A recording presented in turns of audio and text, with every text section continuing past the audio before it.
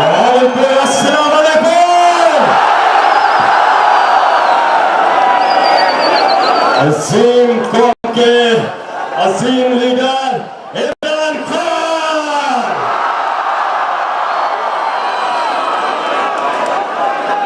मौलाना मंसूर साहब, आपसे दरख्वास्त करता हूँ कि तिलावत से आज के इस प्रोग्राम का आगाज करें।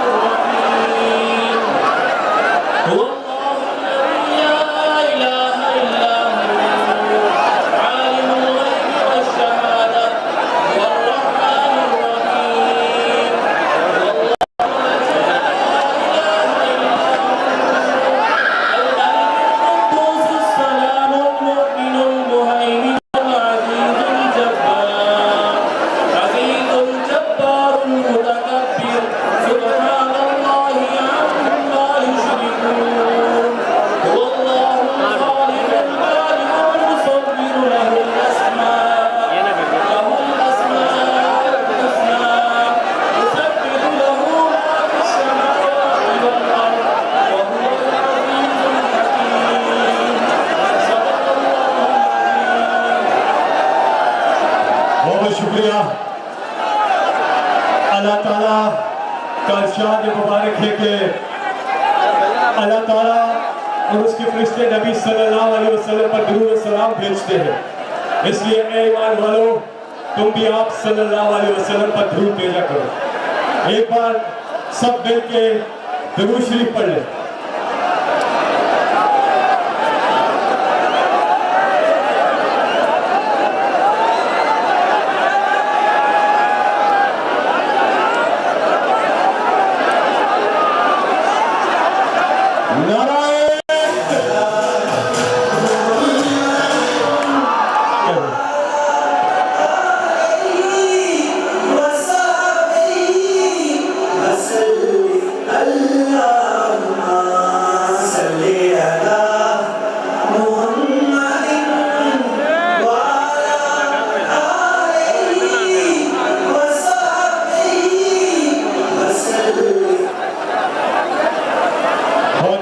पाकिस्तान का कौमी तराना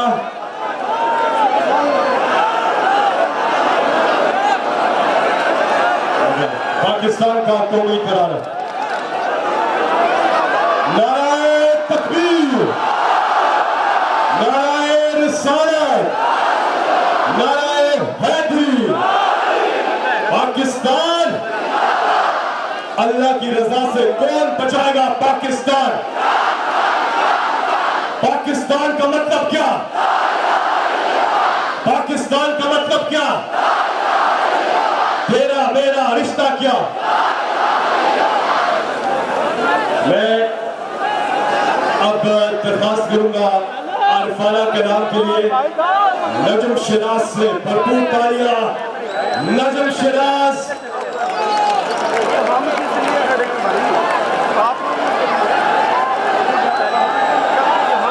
नेशनल एंथम के बाद नजम शिराज नेशनल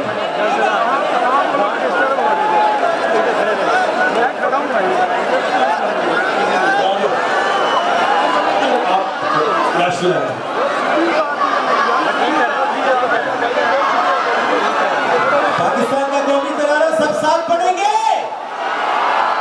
पाक सरज़मीं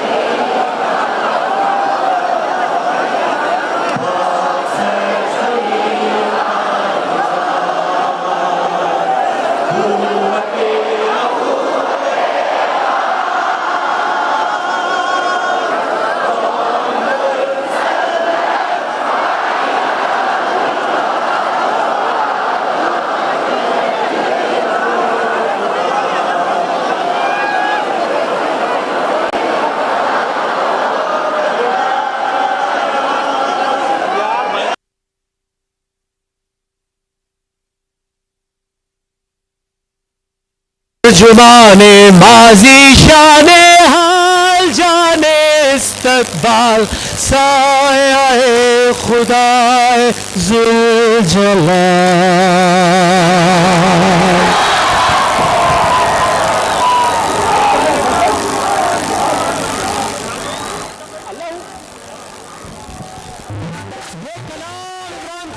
दिल के बहुत करीब है, उसके दिल की आवाज है। मैं चाहता हूं कि अल्लाहू ज्यादा पावरफुल अंदाज में भावलपुर पे होना चाहिए। आवाज आएगी सबकी, भाइयों की आवाज आएगी, बहनों की आवाज आएगी। अल्लाहू अल्लाहू अल्लाहू।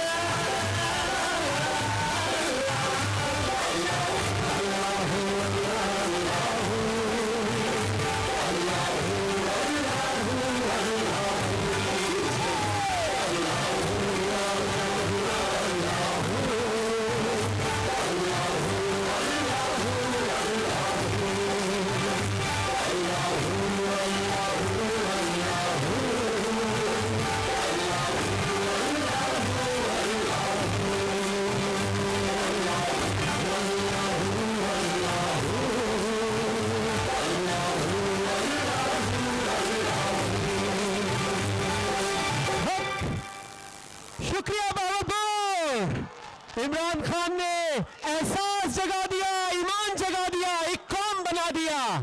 बहुत शुक्रिया, बहुत बहुत शुक्रिया।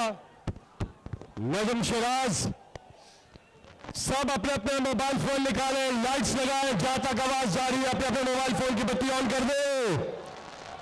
माशाअल्लाह, बहावलपुर इस इम्पोर्टेड हुकूमत की बत्ती तो अब बंद कर दी आपने। जाग उठा है सारा वतन।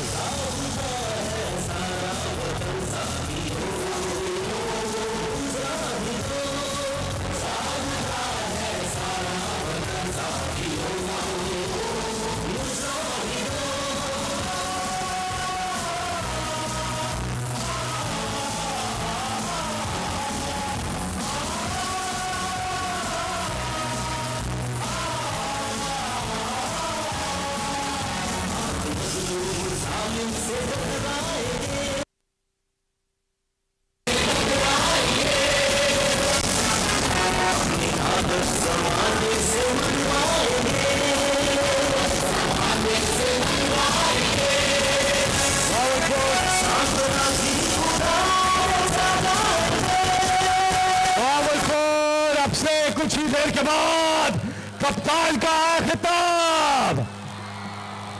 तैयार हो। यहां पे जनाब मलिक मोहम्मद अजहर जोया और समीउल्लाह चौधरी, इन दोनों हमारे तहरीक इंसाफ के टाइगर्स के लिए भरपूर तालियां।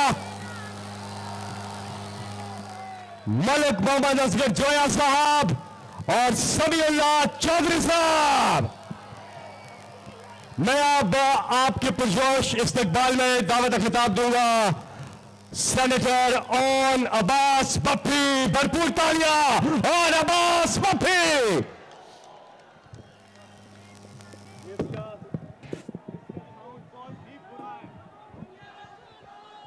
औज़ुबिल्लाहि मिनश्शैतानिर्रजीम, बिस्मिल्लाहिर्रहमानिर्रहीम। मैं सबसे पहले भावलपुर की तमाम तंजीम, यूथ, IASF, वुमेन, तमाम का शुक्रिया अदा करता हूं कि इतना खूबसूरत माशाल्लाह आप लोगों ने जलसा क्रिएट किया। खान साहब, आपको शायद याद ना हो सर कि आप पूरे 4 साल के बाद आज भावलपुर में यह जलसा हो रहा है। आखिरी दफा यह जलसा 2018 में हुआ था, आज 2022 में हो रहा है। लेकिन याद रखिए सर, 4 साल में बहावलपुर ने आपको तन्हा नहीं छोड़ा। सर, जिस दिन 10 अप्रैल को हमारी हुकूमत को गिराया गया था, यकीन जानिए सर, 11 अप्रैल को यह वाहिद जिला था जहां हमने फोन करके इतला नहीं दी, लेकिन हजारों बहावलपुर के गयूर अवाम उसके खिलाफ एहतजाज करने के लिए फरीद गेट कटे थे। सर, ये माए, बहने, बेटियां, बुजुर्ग सारे फरीद गेट पे आपके साथ इकट्ठे थे। 10 अप्रैल से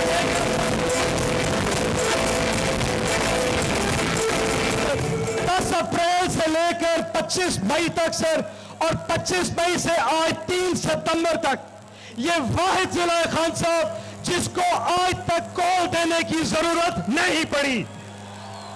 आप इस्लामाबाद में टीवी पर जब स्क्रीन पे ऑनलाइन होते थे, हजारों भावलपुर के नौजवान, माए, बहने, बेटियां या फरीद गेट पे अपने लीडर को देखने के लिए खड़ी हो जाती थी सर। लेकिन अफसोस सर, जब हमारी पार्टी के खिलाफ बेईमाना कार्रवाई हो रही थी, हमारे वर्करों पे तशद्दुद हो रहा था, उस वक्त नून लीग का मीडिया सेल सिर्फ इमरानोफोबिया उस पे सवार था। यकीन जानिए, जो मीडिया ये कहता था कि खान साहब आप टेलीथॉन करें, सैलाब के लोगों के लिए पैसा इकट्ठा करें, जिस दिन टेलीथॉन थी उस दिन भी इस मुनाफिक मीडिया ने आपकी कवरेज नहीं दी थी।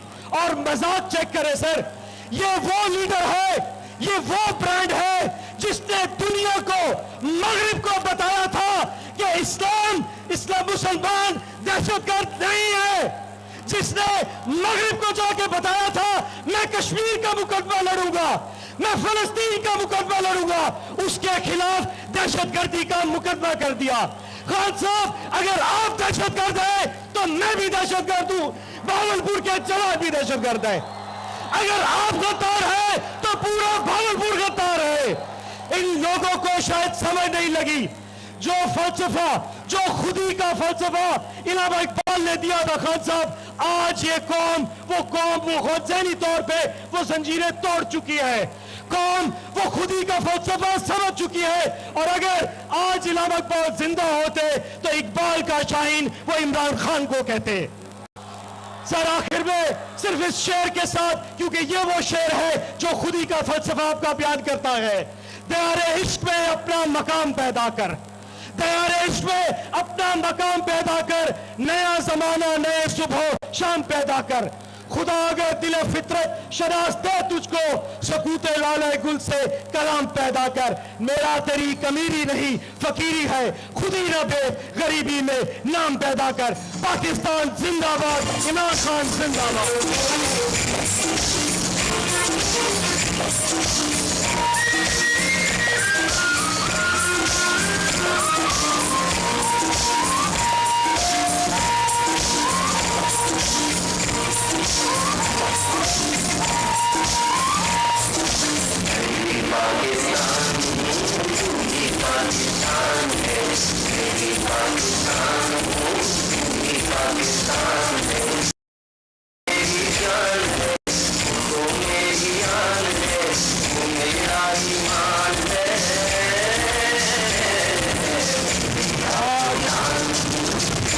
भावलपुर आज ये फुटबॉल स्टेडियम नहीं भरा, ये स्टेडियम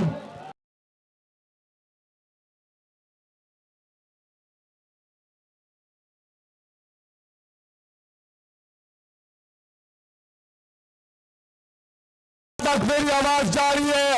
अपने मोबाइल फोन निकाले, उनकी लाइट्स ऑन करें, क्योंकि हम मिलकर इस्तकबाल करेंगे उस लीडर का जो इस अजीम कौम के अजीम लीडर है। शायर ने उनके बारे में कहा कि अर्श वाले मेरी तौकीर सलामत रखना, फर्श के सारे खुदाओं से उलझ बैठा हूं। आप सबके पुरस्कार इस्तकबाल में पाकिस्तान की याद है, आप पाकिस्तान की शान है, आप पाकिस्तान की जान है, आप पाकिस्तान की पहचान है, आप पाकिस्तान के खान है, आप पाकिस्तान के कप्तान है, आप इमरान खान है, आप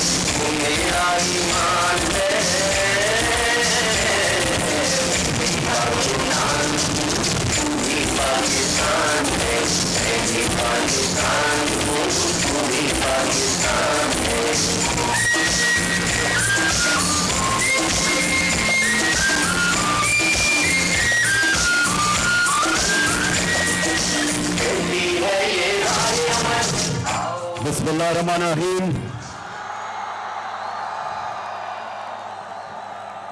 इय्याका नअबुदु व इय्याका नस्तईन। भावलपुर माशाअल्लाह,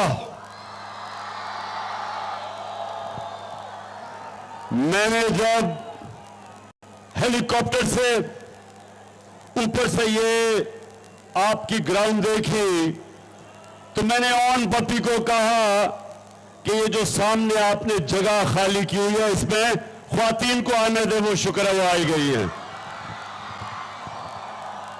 और माशाअल्लाह मुझे जो खुशी है और मैं अल्लाह का खास शुक्र अदा करता हूं कि उसने मेरी कौम को जगा दिया। मेरी कौम एक जिंदा कौम बन चुकी है। अल्लाह ने मेरी कौम को शऊर दे दिया है, बेदार कर दिया है। और ये वो कौम अब वो बनने जा रही है इंशाअल्लाह जो मेरे ज्यादती लीडर इलामा इकबाल की सोच थी और मेरे सियासी लीडर कायद आजम मोहम्मद अली जिन्ना, जिसने जद्दोजहद की थी पाकिस्तान के लिए। ये हमारे दो लीडर, और जो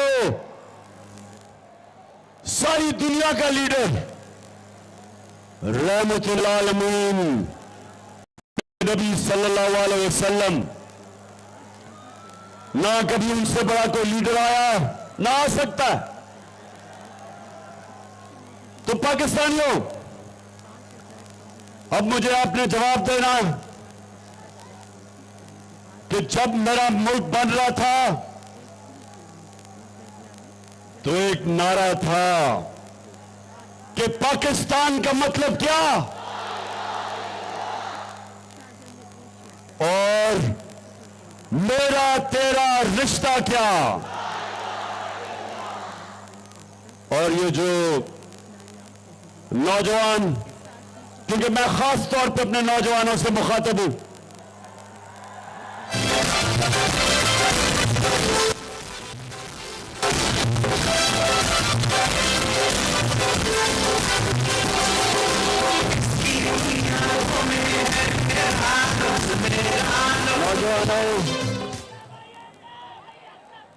आगे एक मिनट, आगे आपने शोर नहीं करना, और आपको ये अगला स्टेज आपने जो बना दिया है, आपने अब डिसिप्लिन बन के रहना, डिसिप्लिन। अच्छा जी, ला इलाहा इल्लल्लाह, इसका नौजवानों आपने इसका मतलब समझना है। ला इलाहा इल्लल्लाह एक इंसान को गैरत देता है। जो इंसान जिसके दिल में ला इलाहा इल्लल्लाह आ जाता है, वो कभी किसी के सामने नहीं झुकता, कभी किसी के सामने हाथ नहीं फैलाता, क्योंकि उसकी उम्मीद अल्लाह से है कि अल्लाह तेरी इबादत करता हूं, तेरे से मदद मांगता हूं। वो इंसान को, एक छोटे इंसान को एक बड़ा इंसान बना देता है। वो एक कौम, मेरे पाकिस्तानियों, मदीना में जो मेरे नबी सल्लल्लाहु अलैहि वसल्लम ने जो एक कौम बनाई थी, वो ला इलाहा इल्लल्लाह पे बनी थी। और उसने उन लोगों को जिनकी कोई हैसियत ही नहीं थी, उस ला इलाहा इल्लल्लाह ने उनको दुनिया की इमामत करवाई। तो वक्त की सुपर पावर्स उनके सामने घुटने टेक गई। कई सौ साल तक उन्होंने दुनिया की इमामत की ला इलाहा इल्लल्लाह पे। ला इलाहा इल्लल्लाह का मतलब कि मैं अल्लाह कोई ऐसी चीज नहीं करूंगा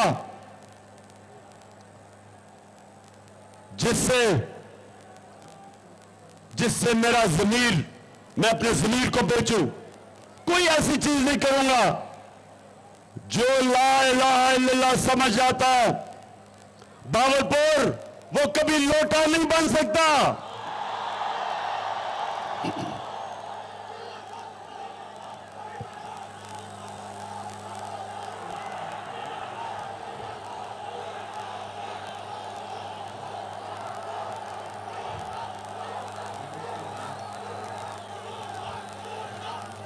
और बावलपुर यहां तो एक बहुत बड़ा मूंछों वाला लोटा है।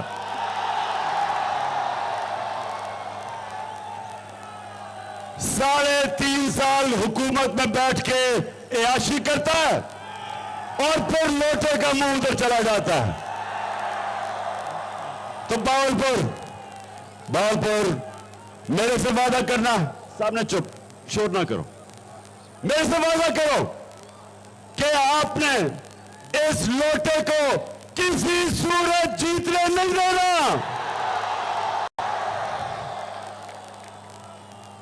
इंशाअल्लाह जो मेरी जागी हुई कौम मुझे नजर आ रही है, लूटों के दिन खत्म हो गए, जमीन फरोशों के दिन पुराने पाकिस्तान में रह गए। हमारा पाकिस्तान वो बनने जा रहा है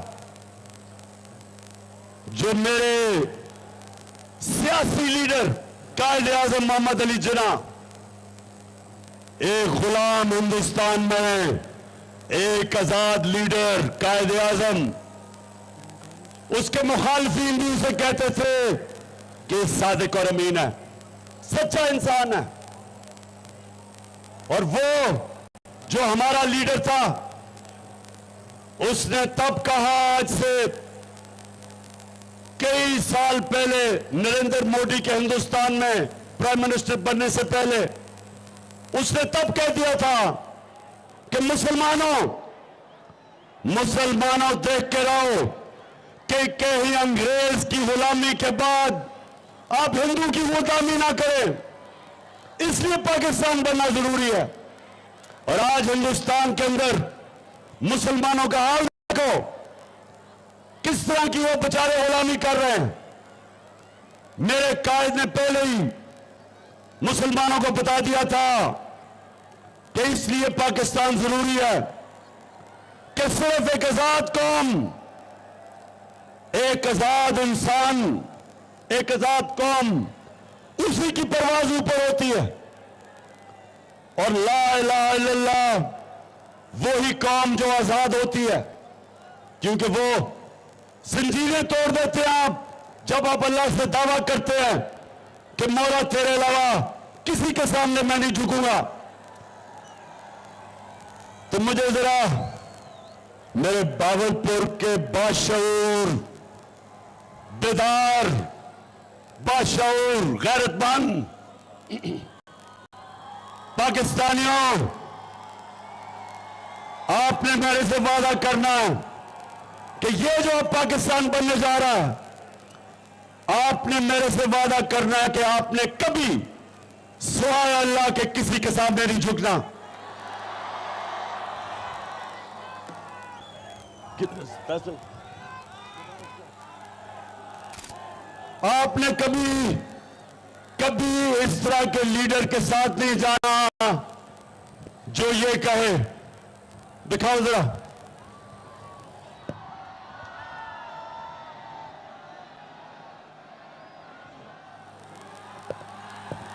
साउंड दिखाओ। ठहर जाए जरा, थोड़ा सब्र। अभी आपको पता चलेगा कि चेरी ब्लॉसम बूट पॉलिश क्या होती है। चलाओ भी। मैं सर्वोच्च हो गया हूँ, मैं योगी हो गया हूँ, मैं कुछ भी हो गया हूँ। और मैंने देखा कि आप हमारे बड़े अजीम भाई हैं, हमेशा आपने हमारी दोस्त हुई। और मैं बोलूँगा जब मैं आया हूँ आपने शायद मांगने आया हूँ, मैं मांगने में आया हूँ है हरा दूसरा माली में 72 साल में आपने हमारा हाथ उठाया है, तो इसका आप हाथ उठाने का मैं वादा करता हूँ कि इंशाअल्लाह हम पूरी कौम हम बिल्कुल बिल्लाह लेकर चलेगा, खुशियाँ कराएंगे, फिर गाँव में खड़े। हाँ शबाश शरीफ, मैं मांगने नहीं आया, मैं तो मजबूर हूं। कहता है सारी कौम मेहनत करेगी। शबाश शरीफ, सारी कौम तो मेहनत कर रही है, तुम चोरी करके पैसा बाहर ले जाते हो। मरियम, अच्छा अब मैं बताऊं कि ये खानदान क्या कर रहा है हमारे से।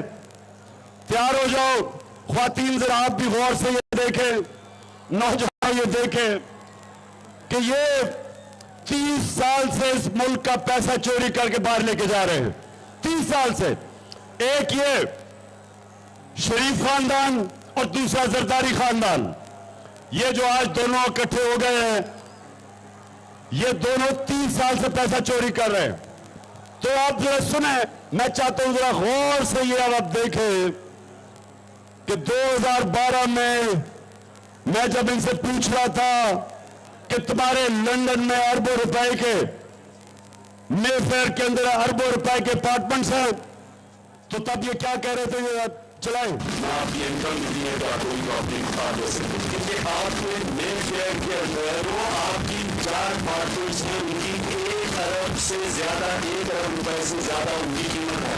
अब 4.5 अरब तक पहुंच गई है उनकी कीमत। आपने अपनी को टैक्स भी टोटल आमदनी बताइए 94 में 1.5 लाख रुपया। मुझे ये बताइए कि आपने अरबों रुपए की मेफेयर में प्रॉपर्टी खरीदी। अब ये सुन लिया।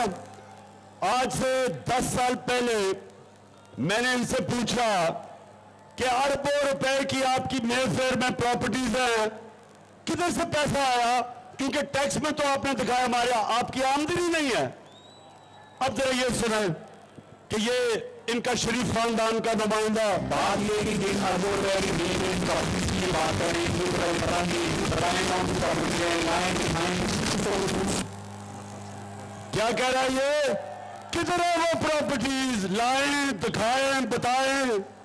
सुन लिया आपने, सुन लिया नहीं, सुन लिया ना, कहता किधर है ये प्रॉपर्टीज। अच्छा अब आप उस खातून को सुने जिसको बड़ा मुश्किल सच बोलना उसके लिए बड़ा मुश्किल काम है।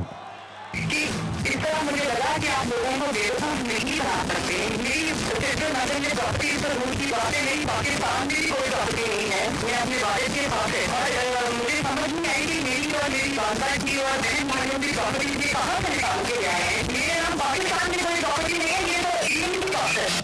अच्छा सदके जाऊं, एहसास प्रोग्राम में डाल देता हूं मरियम को, बेचारी के पास कोई प्रॉपर्टी नहीं है, बेचारी 2 वक्त तक खाना नहीं खा सकती,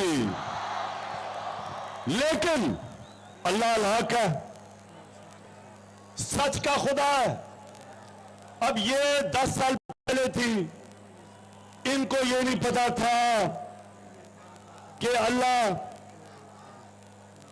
का काम यह है कि सच सामने ले आता है तो एक इंटरनेशनल इंकशाफ हो जाता है। पैनामा पेपर्स के नाम पे दुनिया में बड़े बड़े सियासतदानों का इंकशाफ हो जाता है, उनकी प्रॉपर्टीज पकड़ी जाती है। जरा ये आप बताओ।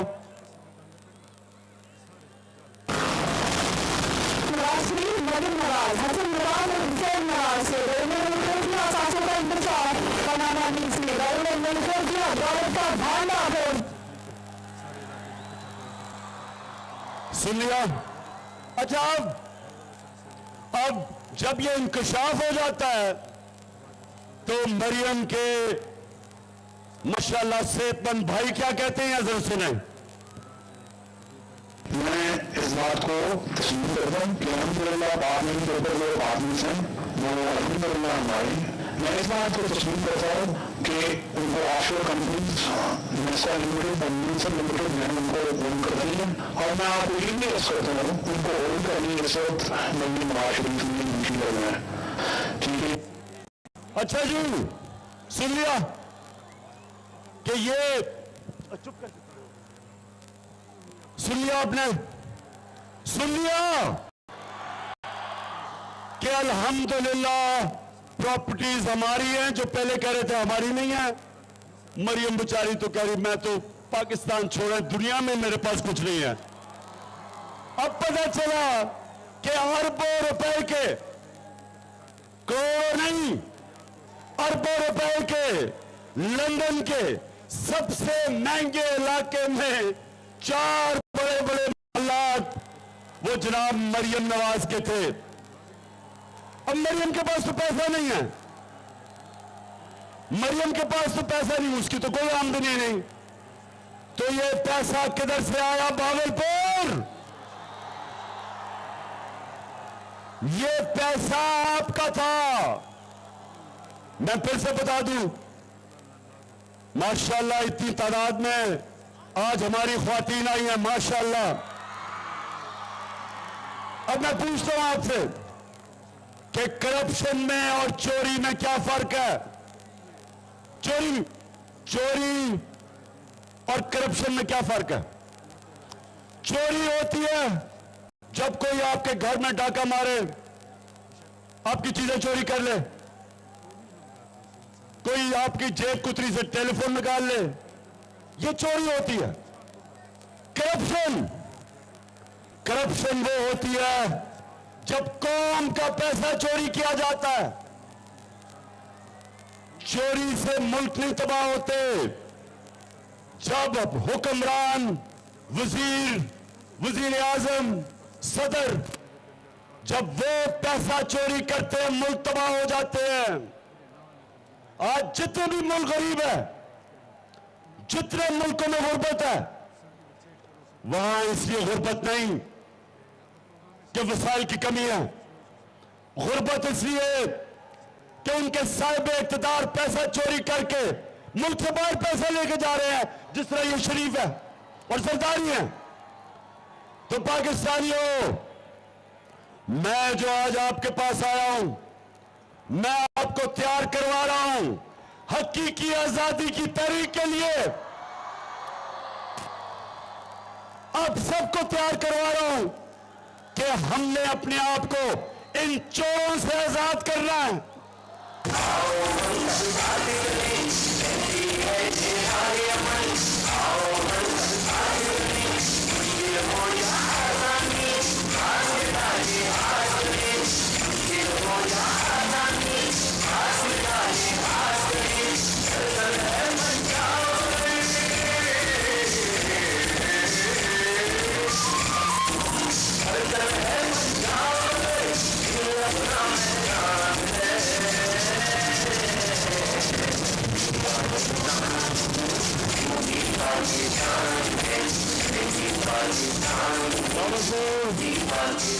बावलपुर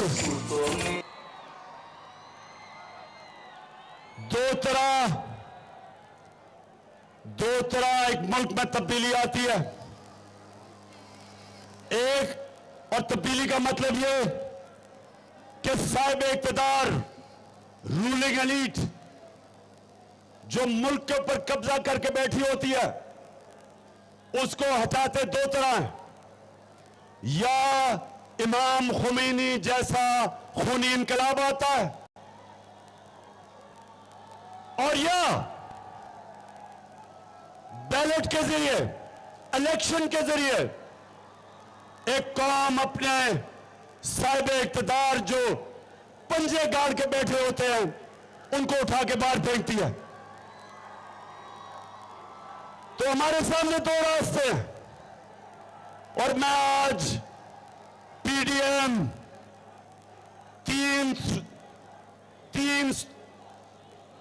तीन शक्लें, थ्री स्टूजेस,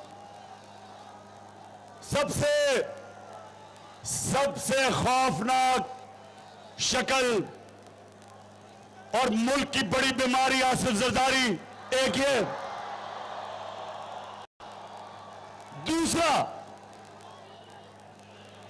दूसरा आपने देख ही लिया चेरी ब्लॉसम शहबाज शरीफ को।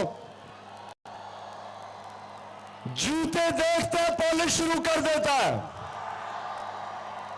और जिस तरह मैंने कहा बूट देखते तो खास पॉलिश शुरू कर देता है, और बड़े बूटों की खास ऐसी चमकदार पॉलिश करते हैं कि शक्ल नजर आती है इसको उनको में। और तीसरा बताओ,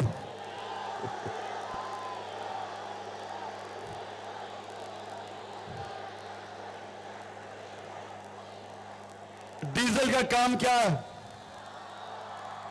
कि इस्लाम को इस्तेमाल करो अपनी सियासत चमकाने के लिए और पैसा बनाने के लिए। नाम लो अल्लाह का और डीजल के परमिट में अपने जमीर को बेच दो।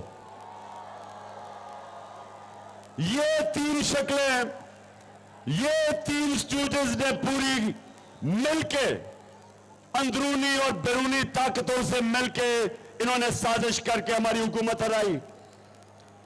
तो पाकिस्तानियों, तब बावलपुर के बादशाह लोगों सुनो, जब इन्होंने हमारी हुकूमत गिराई तो पाकिस्तान 17 साल के बाद सबसे बेहतरीन हमारी मायशत तरक्की कर रही थी, 5.6% तीसरे साल और 6% चौथे साल। ये 17 साल के बाद, एक मिनट, ये कौम हमारी माशत तरक्की कर रही थी कोरोना के बावजूद। कोरोना के बावजूद जो दुनिया में इतना बड़ा बुरहान आया था, हमारी किसान, आप किसानों से पूछे, जो हमारे पिछले 2 साल किसानों को जो पैसा मिला, शायद ही पाकिस्तान की तारीख में इतना ज्यादा पैसा किसानों के पास गया हो। हमारा जो टैक्स इकट्ठा कर रहे थे, पाकिस्तान की तारीख में रिकॉर्ड टैक्स इकट्ठा किया, जिसकी वजह से मैंने पेट्रोल की और फजल रहमान की कीमत नीचे रखी। हमारे जमाने में डॉलर, हमारे जमाने में तेल 103 से 115 डॉलर पे बिका आलमी मंडी में। फिर से सुन लो नौजवानों, ये नोट करो खातिन, कि हमारा जब दौर था तो तेल आलमी मंडी में 115 रुपए से 103 रुपए पे गया, और हमने पेट्रोल की कीमत 150 रुपए लीटर रखी, फजल रहमान की कीमत 145 रुपए लीटर रखी। आज 96 डॉलर का आलमी मार्केट में पेट्रोल बिक रहा है, सस्ता हो गया। और आज पेट्रोल 236 रुपए लीटर, डीजल उससे भी महंगा। तो सवाल यह है कि जब हमने अपने लोगों को महंगाई से बचाया, क्योंकि हमने टैक्स ज्यादा इकट्ठा किया, हमने उससे लोगों के ऊपर कम बोझ डाला, महंगाई कम रखी। इन्होंने बार बार कहा कि जी बहुत महंगाई बढ़ गई।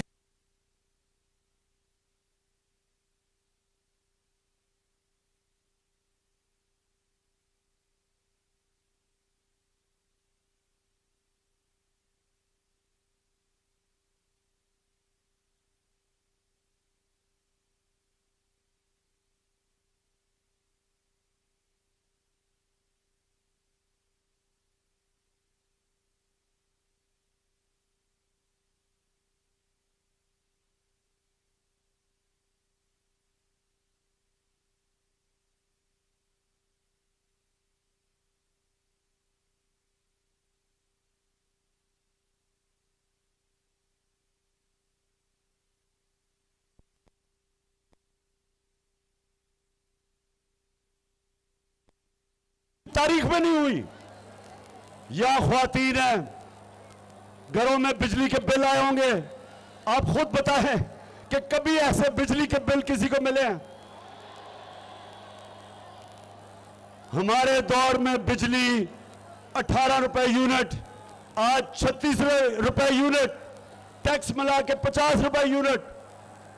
लोगों को, बेचारों को समझ नहीं आ रही कि बिजली का बिल दे या बच्चों की फीस या बच्चों के लिए खाना पीना सब महंगा हो गया। तो ये आए किस लिए थे? बावलपुर ये आए किस लिए थे? क्योंकि महंगाई के तो रिकॉर्ड तोड़ दिए। किस लिए आए थे? एनआरओ लेने के लिए, अपनी चोरी माफ करवाने के लिए। जो इन्होंने करप्शन की थी, ये वो केसेस खत्म करने के लिए आए थे। ये अवाम की खिदमत करने नहीं आए थे। ये डाकू अपने केसेस, जो अवाम का पैसा चोरी किया था, वो माफ करवाने आए थे। 1100 अरब रुपए के इन्होंने पार्लियामेंट में अमेंडमेंट करवा के नैब के कानून में 1100 अरब रुपया माफ करवाया है। बावलपुर, ये आपका, इस कौम का पैसा जो आपको मिलना था, जो आपका चोरी का पैसा था, इन्होंने आके चोरों ने माफ करवाया। तो बावलपुर अब आगे किधर जा रहा है पाकिस्तान? सुने जरा गौर से। अब ना इंडस्ट्री बंद हो रही है, बेरोजगारी बढ़ रही है, टैक्स कलेक्शन कम हो रही है, एक्सपोर्ट्स कम हो रही हैं, जो बाहर से पाकिस्तानी रेमिटेंसेस भेजते थे वो कम हो रहे हैं, मुल्क की जो माइशत है वो सुकड़ रही है, कर्जे बढ़ रहे हैं। ये पाकिस्तान को अंधेरे की तरफ लेके जा रहे हैं। अब इसका सिर्फ एक तरीका है, मेरे पाकिस्तानी तैयार हो जाओ, इसका सिर्फ एक तरीका है कि पाकिस्तान में साफ और शफाफ इलेक्शन करवाए जाए।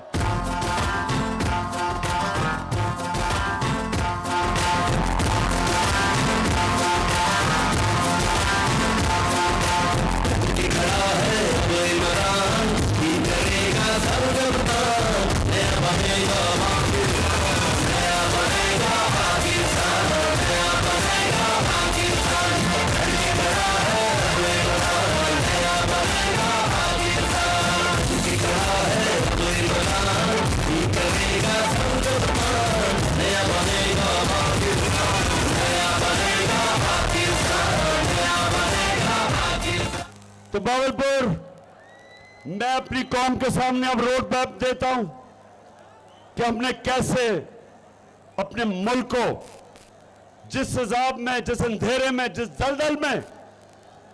दलदल में हमें ये लेके जा रहे हैं, ये चोरों का टोला, हमने कैसे निकालना है।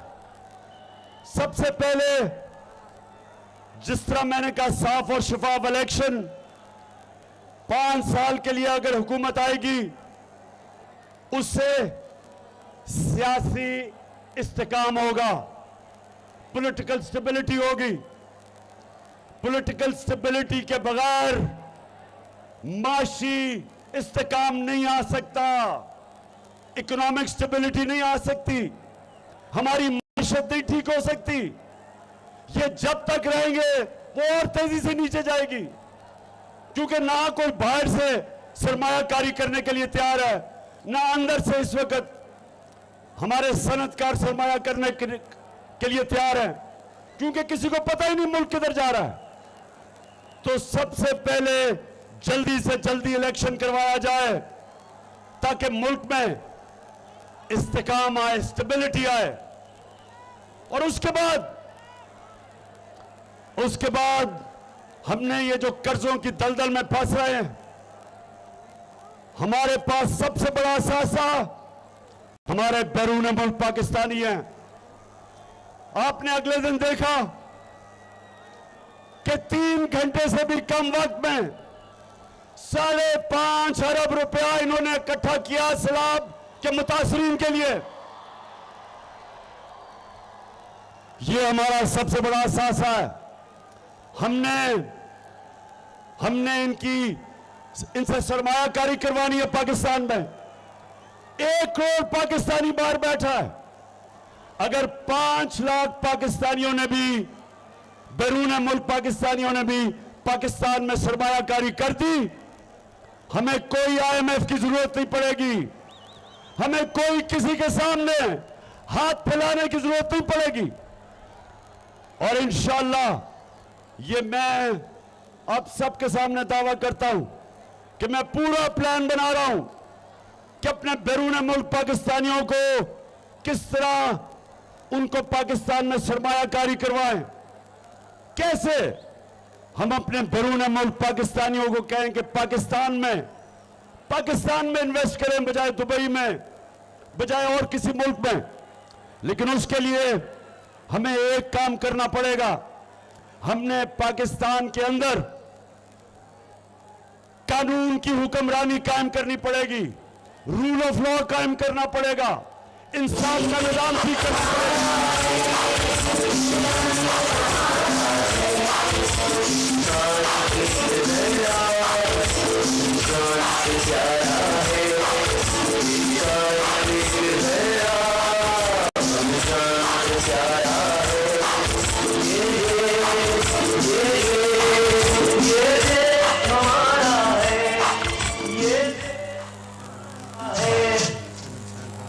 तो मैंने भावलपुर, मैं ये बैरून मुल्क पाकिस्तानियों को सबसे ज्यादा जानता हूं।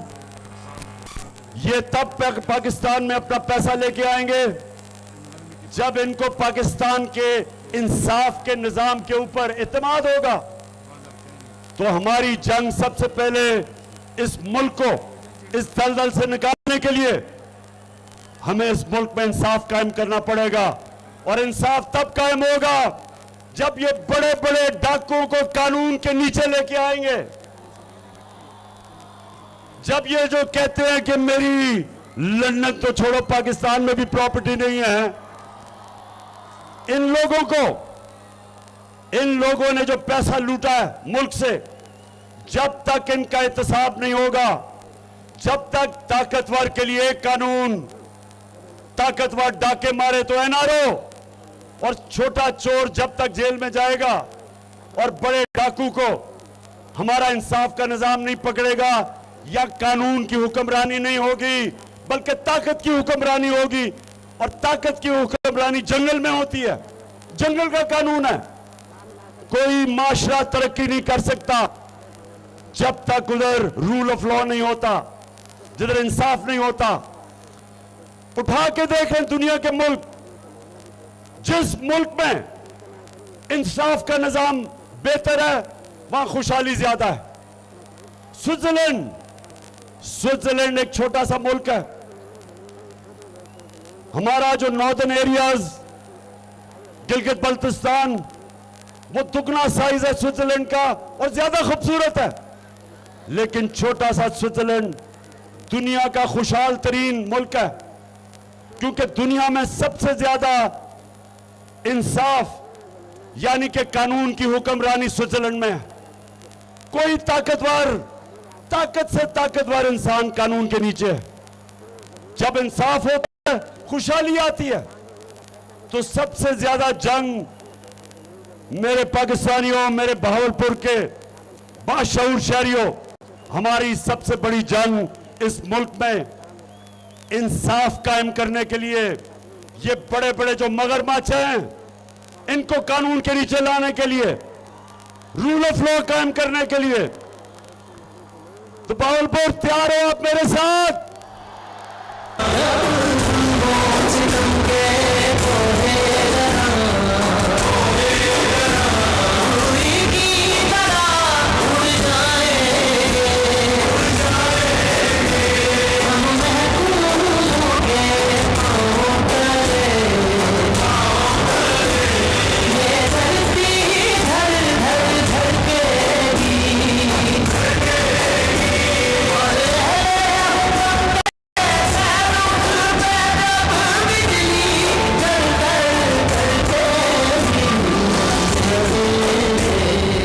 जो पाकिस्तान हम चाहते हैं, किसी थाने के अंदर किसी गरीब आदमी पर जुल्म नहीं होगा। कोई शहबाज गिल जैसे लोगों को और जमील फारूकी जैसे सहाफियों पे किसी किस्म का जुल्म नहीं होगा, जो पाकिस्तान हम देखना चाहते हैं। और कोई ताकतवर एनआरओ नहीं ले सकेगा। कानून सबके लिए एक होगा। और हम वो पाकिस्तान चाहते हैं कि कोई इदारा कानून नहीं तोड़ सकेगा।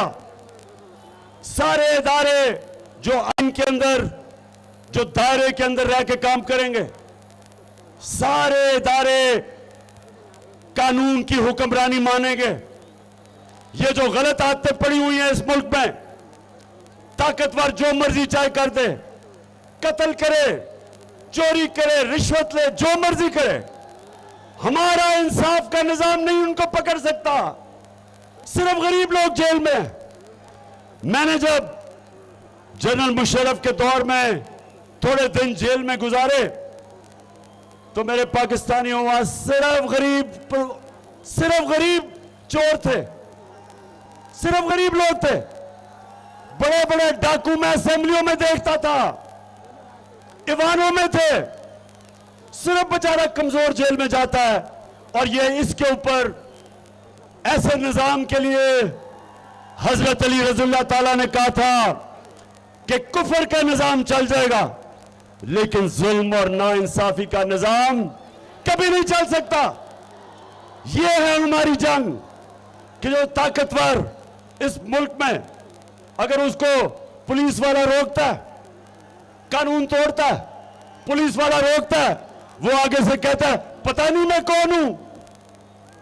हमारे नए पाकिस्तान में पुलिस वाला कहेगा मुझे पता आप कौन है, फिर भी आपको सजा मिलेगी।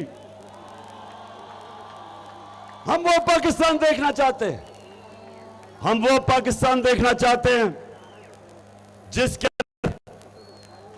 किसी की ये जरूरत नहीं होगी कि वो कोई बहुत बड़ा मीडिया हाउस बन के पैसे लेके लोगों की पगड़ियां उछाले, उनके घर वालों की तौहीन करे, घर में औरतें उनकी तौहीन करे। किसी मगरबी ममालिक में कानून बने हुए हैं, कोई ब्लैकमेल नहीं कर सकता, क्योंकि कानून इंसान की इज्जत, उसकी डिग्निटी की हिफाजत करता है। और इंशाअल्लाह, क्योंकि मेरी कौम बेदार हो गई है, मेरी कौम जाग चुकी है, वो वक्त ज्यादा दूर नहीं कि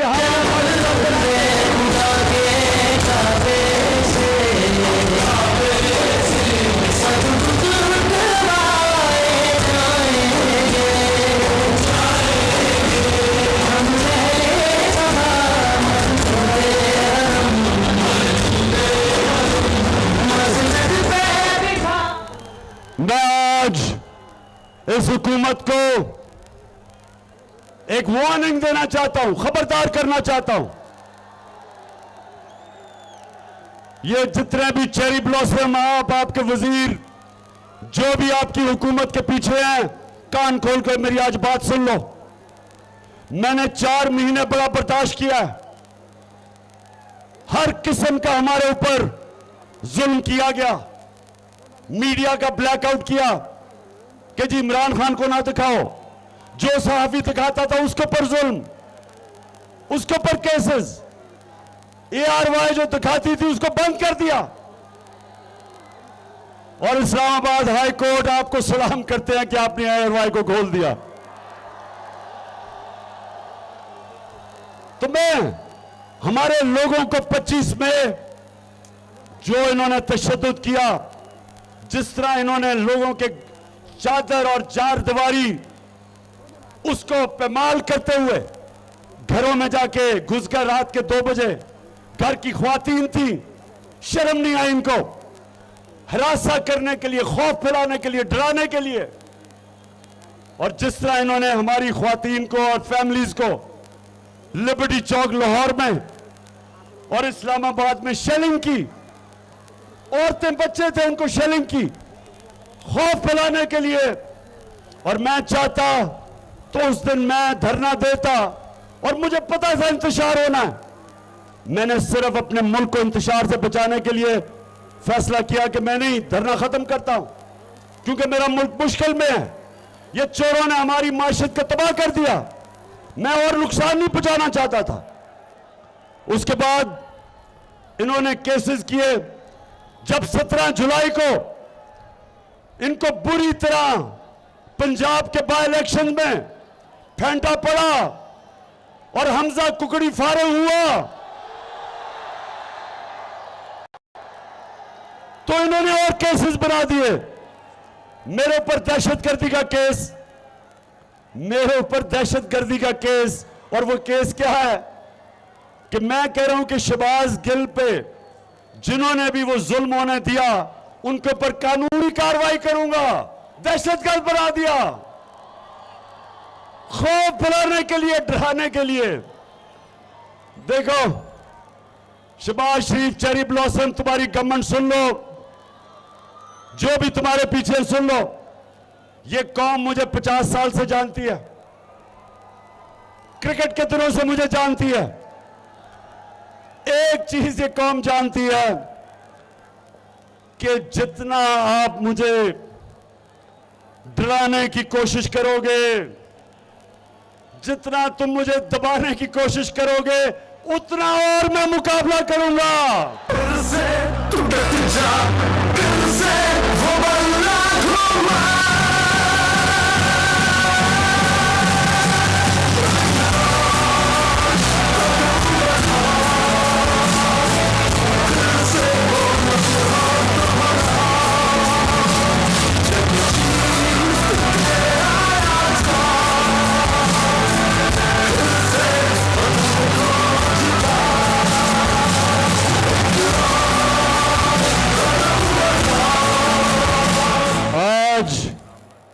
पाकिस्तानी कौम मेरे साथ खड़ी है। कराची से लेके ऊपर गिलगित बल्तिस्तान तक, खैबर पख्तूनख्वा, मैं अभी आपको बलूचिस्तान में भी साबित करूंगा कौम मेरे साथ है। अभी मैं सिंध में जा रहा हूं और इंशाल्लाह साबित करूंगा कि सिंध की अवाम भी ये जरदारी माफिया को शिकस्त देने के लिए सब मेरे साथ है, साबित करूंगा मैं। तो मैं चेरी ब्लॉसम, सुन लो गौर से, ये जो हरबे इस्तेमाल कर रहे हो मेरे खिलाफ, मेरे लोगों के खिलाफ, ये जो आप समझ रहे हैं कि आपकी वजह से हम घबरा के पीछे हट जाएंगे, मैं आज आपको पैगाम देना चाहता हूं कि मैं सिर्फ अपने मुल्क की खातिर मैं कोई वो हरकत नहीं कर रहा जिससे मेरे मुल्क को नुकसान हो। लेकिन मेरी अगर आपने दीवार के साथ मेरी कमर लगा दी तो याद रखें कि मैं कॉर्नर टाइगर बन सकता हूं।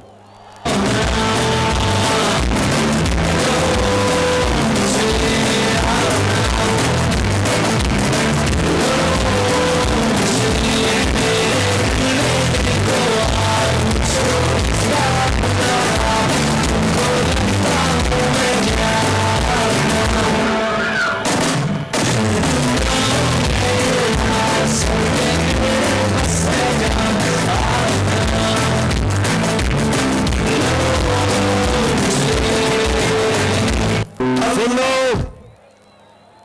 एक कॉल दूंगा, एक कॉल, और इस्लामाबाद में तुम्हें छुपने की जगह नहीं मिलेगी। और मैं करीब पहुंचता जा रहा हूं उस कॉल के लिए। तो मैं आज आपको बड़ा अपने मुल्क का सोचते हुए मैं आज आपको पैगाम देना चाहता हूं कि अभी भी वक्त है, साफ और शफाफ इलेक्शन करवाओ, अपने आप को भी बचाओ और मेरे मुल्क को भी बचाओ। मैं आज राजनपुर डिस्ट्रिक्ट में फिरा, मैंने जितना भी अल्लाह की तरफ से इम्तिहान में हमारे लोग सारा राजनपुर और डीजी खान के इलाके में मुश्किल वक्त में बेचारे हमारे सैलाब के मुतासरीन हैं। तो मैं आज अपनी सारी कौम को कहता हूं कि ये हमारा फर्ज है, ये अल्लाह का हुक्म है कि जब हमारे इंसान मुश्किल में हो तो हम सब पे फर्ज हो जाता है हम उनकी मदद करें। इंशाअल्लाह मैं अपने लोगों के लिए, मुतासरीन के लिए, सारे पाकिस्तान में, बलूचिस्तान, सिंध, पंजाब, पख्तूनख्वा, गिलगित बल्तिस्तान और आजाद कश्मीर, इंशाअल्लाह इन सब के लिए मैं पैसे इकट्ठे करूंगा। बैरून मुल्क पाकिस्तानी वो मुझे बार बार कह रहे हैं कि पिछली टेलीथॉन में टाइम कम था, पैसे देने चाहते थे। इंशाअल्लाह उनके लिए मैं अगले इतवार को एक और टेलीथॉन करूंगा और ये सारा पैसा और जितने मेरे टाइगर फोर्स है, नौजवानों आपने मेरी टाइगर फोर्स ज्वाइन कर जानी है, क्योंकि हमने लोग उन इलाकों में अपनी गवर्नमेंट के साथ मिलकर लोगों को भेजना है जिधर अभी भी लोग बड़ी मुश्किल में हैं। मैंने वो देखा, लोग, बच्चों, वो मच्छर, सारा चारों तरफ पानी है, मच्छर हैं, बच्चों को उस मुश्किल में है बेचारे, मुश्किल वक्त है। तो हमारे ऊपर, सबके ऊपर है और इंशाअल्लाह मैं अपनी कौम को भी मोबिलाइज करूंगा, पैसे भी इकट्ठे करूंगा और पूरी कोशिश करूंगा कि हम अपने जो बेचारे पाकिस्तानी आज मुश्किल में हैं उनकी जिंदगी आसान करें। और उसके लिए भी बावलपुर, आप मेरे साथ खड़े हो। वैसे बावलपुर आज मेरा बड़ा दिल खुश हुआ आपका जोश और जज्बा देख के।